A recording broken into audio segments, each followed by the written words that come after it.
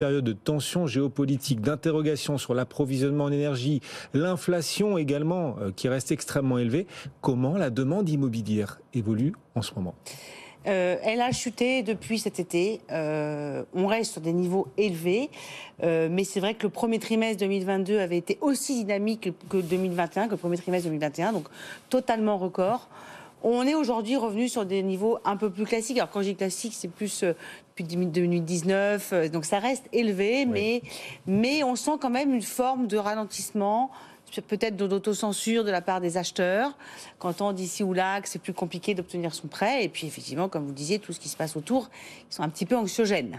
Donc petit ralentissement de la demande immobilière qui reste néanmoins sur des niveaux historiquement assez élevés. Pour le moment. Parallèlement, on a ces vents contraires en provenance des taux de crédit immobiliers qui progressent depuis le début de l'année. Est-ce que cette tendance à la hausse s'aggrave?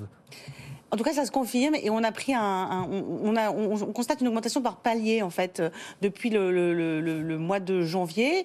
Il y a eu un premier palier en mars, donc début du conflit en Ukraine, hein, très clairement. Un deuxième palier en juin et là on voit un très net palier en octobre-novembre. C'est-à-dire qu'on a des taux qui sont aujourd'hui plus de 7 barèmes sur 10 des banques sont compris entre 2,30 et 2,90 sur 20 ans.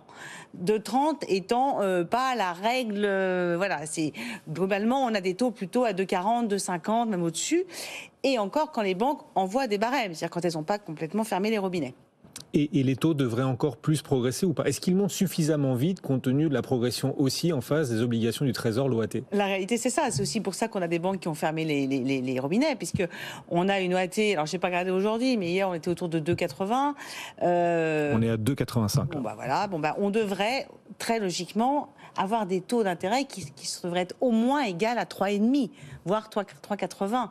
Donc, on voit qu'on n'y est pas. Donc, mais on ne peut pas y être, puisqu'on a un taux d'usure qui lui-même n'évolue pas aussi vite. Donc, aujourd'hui, on est dans des taux d'intérêt qui restent très très bas. Eh oui. Quand on voit les chiffres de l'inflation qui explosent, on est encore dans des taux très très bas pour ceux qui vont signer. Mais c'est vrai que le plus dur, c'est d'obtenir un prêt.